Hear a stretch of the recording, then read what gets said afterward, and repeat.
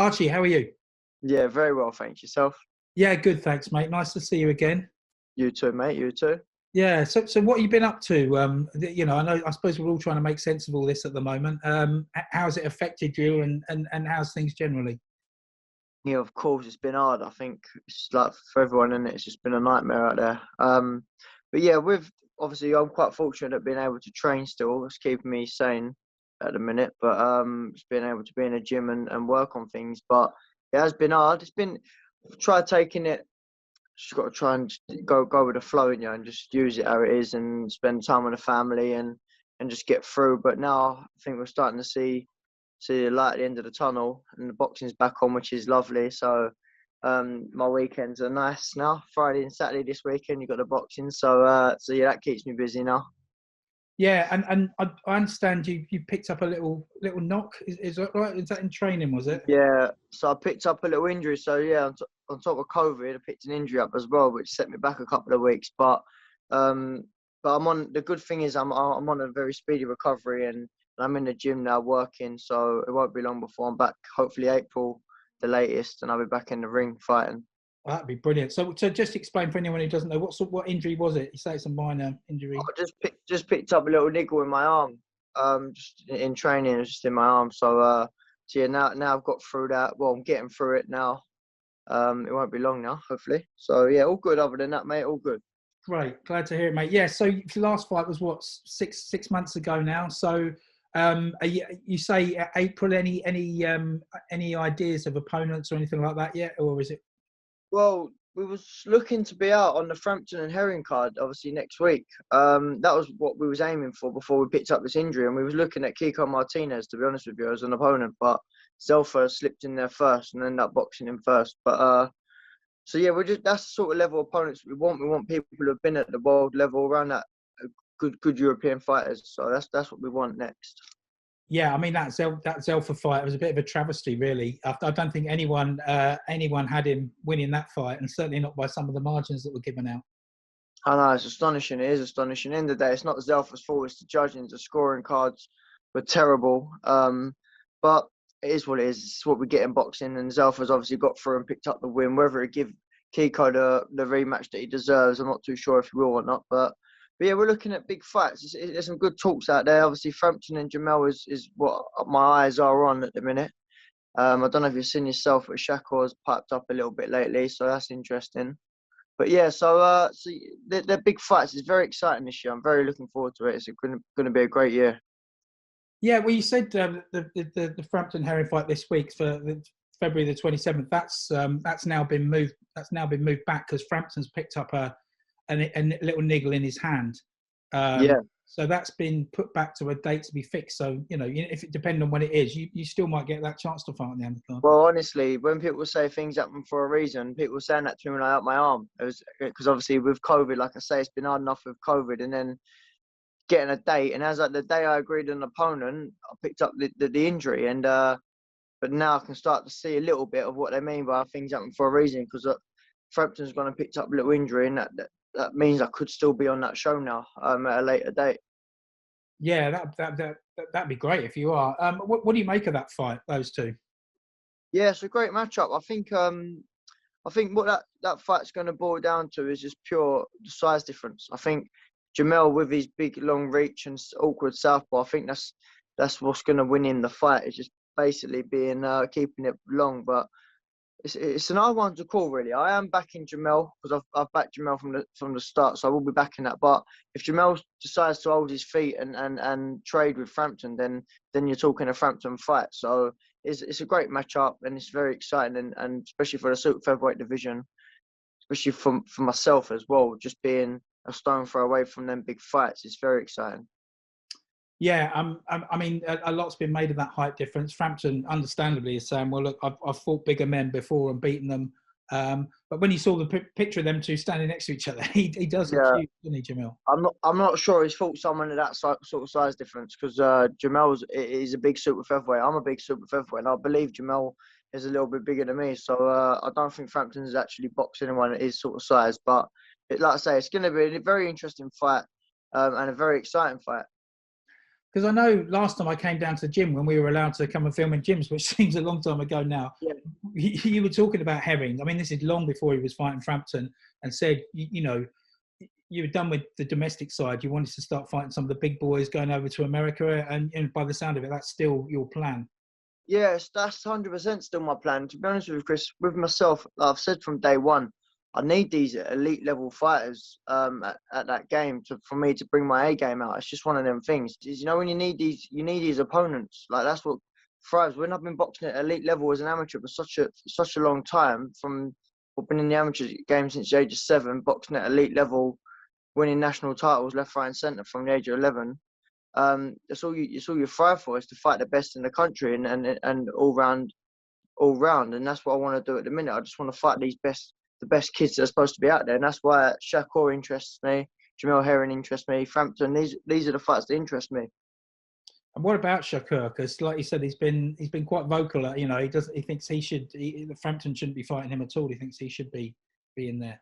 Do you know what? I think, in all fairness, because of obviously him being the featherweight world champion, I think that is a fair point. That is a fair point to say, because he was the featherweight world champion. He's come up. He's entitled maybe to fight the super featherweight fighter. But the thing is, you can look at it from like myself as well, like who's actually stayed at super. I've been at super featherweight now for a long time, and I'm working my way up the ranks. So it can be a bit frustrating when people do just jump up and they get straight in there. But listen, Shakur's a good kid, but I do believe I'm the one who stops his little hype train. That's interesting. You know, going back to, because obviously you had your last. I mean, we all saw the awesome power you got against Declan Geraghty. What a fight that was. What a finish that was. And the last 2 fights, I think you said you'd have preferred to have done it in style. I mean, is there a sense that if you're not fighting these bigger names, you don't get as hyped up for the fight? You become flat. You become flat. You become complacent, and that's what happens. See, with Declan Geraghty, people could not Declan, but you see him as an amateur coming through the boxing ranks. He's got phenomenal skills, and people told me before the fight that they've watched him liven up world champions left, right, and centre in sparring, and he give John O'Carroll a very hard fight. It was only later on in the rounds that with John O, with his high work rate, they end up getting the win, but. And then after that, yeah, there was a couple of fights that I just got a bit flat. But making the move with Al Smith now down at the iBox gym has probably been the big statement that I've actually made. Because I was with Richard since the age of 7 for such a long time. And actually stepping away now and being under a new trainer, a new team, and a completely new camp is phenomenal. And then what I've learned in that bit, short space of time, I was very excited to get me out, very excited. Yeah, I was just going to come to that actually, because yeah, it must be strange. You know, after what was the decision? What was the thinking behind that? By breaking ties with Richard. Do you know what? Me and Richard both made that decision after the Jeffrey Forey fight. We both sat down with Adam from MTK as well. We sat down and we had a chat, and I think we kind of just come to the agreement and said, look, I still speak to Richard every day. We just outrun our course working together. We're so close in and outside the ring. Do you know what I mean? We're very good friends. I speak to him every day still to this day. So we just got very complacent, and that's what happened. So I needed a new start, and being with Al's experience as well, because Al has been at great levels. Richard hasn't. Me and Richard was just learning as we went. Richard turned professional when I turned professional, so we're just learning it on the trade. You know what I mean? So it was just one of them ones. But so yeah, we both made the decision, and I think it's definitely worked for the best. Yeah, well, we've seen. You know, I mean, look at Tyson Fury changed trainers, and with that, Ben Davison had done a fantastic job. But like you said, it gave him something different, gave him a new lease of life, and he approached the fight in a completely different way to he did the first, and took the fight to Wilder. I mean, for your case, I mean, what's the biggest thing you're learning there? Are they teaching you to fight differently, to try and get more power? I think for me, with me and Al, we're just we're working more to my strengths. I think, like I say, me and Richard have always known my strength, which has been the counter punch fighter. But there's been a couple of fights where I started holding my feet, trying to trade, and then it just got messy, and I started making hard work of it. Like that Jeff Forey fight, I made very hard work of. Do you know what I mean? Never stuck to my boxing, didn't really get the training side of things, the camp well. and left a lot of it in the gym. That's where that was a mistake that we'd done. We overdone it and left a lot of it in the gym, where Al's very clued up when it comes to things like that. When to push, when not to push. If you're having a good spar, he might pull you out the spar and say, Archie, like you're starting to peak now. Do you know what I mean? Pull you back. He's very, very clever that in that sort of way with Al. So yeah, I think it's just like I say, the training it's been. I still train hard, still do the same sort of things, but there's a few things that Al's picked up and that we're working more on. And like I say, I'm very, very excited to show everyone. Yeah, I look forward to seeing it, mate. Just before we go, another couple of fights. I mean, the in and around your weight division, at least the Josh Warrington fight, that was a bit of a shocker. Yeah, do you know what? Obviously, being out for such a long time, I think that could have played a part, and maybe underestimating Lara, maybe. And also, I don't think it was the best matchmaking, to be honest with you, because Josh Warrington likes to be in your face. So he likes to be in your face. And when you've got another fighter who's in your face, normally he obviously outworks him. He's got very good work rate. He outworks him. But that fella there obviously punches very, very, very hard. And after that fourth round, I personally believe they should have pulled Josh Warrington out by the fifth round. They should have pulled him out. He never really had his legs after the fourth round. And it was quite painful to watch, because it's hard, but when you got someone hit so heavy-handed by the looks of what that Lara does, and Josh Warren's taking some big shots, I just think that there it can cause a huge effect on your career going onwards. That's added 3 or 4 fights to his career. Do you know what I mean? Personally, that's my personal opinion. I think it's added a few fights to his career. But no, fair play to Lara. He done very well, very strong, and typical Mexican style, wasn't he? He was on him. Yeah, absolutely.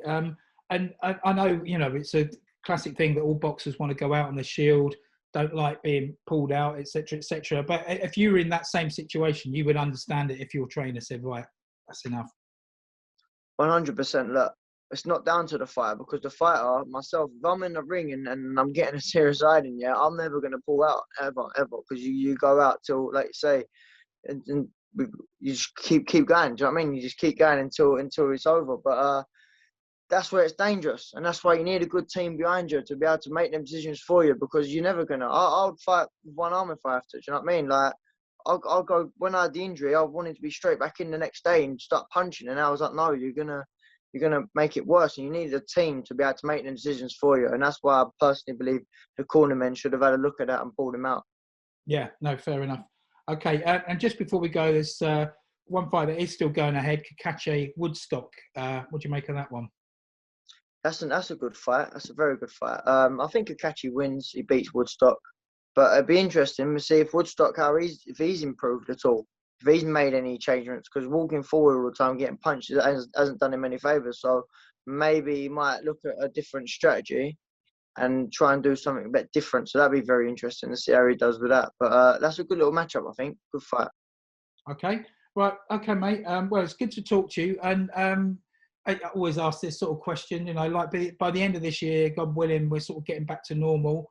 What are you hoping? Couple of fights under your belt, challenging for bigger titles? Yeah, well, 1,000,000%. I want to jump straight in, to be honest with you, Chris. As soon as I can get back in the ring, I want to jump straight in with a very lively opponent and then just push on and make these big fights happen. Like, say, Shakur, Jamel, I want to make these fights happen. It's just time for me to just get on with what I know what I can do. Al Smith knows what I can do. Everyone else who actually know me, they know my ability. But to be honest with you, I haven't really shown it in the pro ranks because, like I say, there's not many fights there that I've got excited for. But now these big fights and these names that are coming up, definitely fights that I want. Do you know what I mean? Yeah, and of those that we've mentioned, Jamel, Shakur, Frampton, all those guys, who do you think's the top dog amongst those? I think the best one at the minute is Shakur. He's young, he's hungry, he's a good fighter. I've been watching him in the Olympics, and I know then he was a good fighter, watching him then. So that's definitely more interesting for me, is that I've got my eyes on Shakur now. Obviously, I want the world title, so whoever's got the world title, I want to smoke them as well. But I think, like I say, Shakur's had a bit to say now, so that makes it more interesting for me. So he's your number one, but you still think you've got the measure of him? Oh, 100%, 100%. I will clear up the super featherweight division. The minute I get the chance to, people will realise that why I believe in myself so much.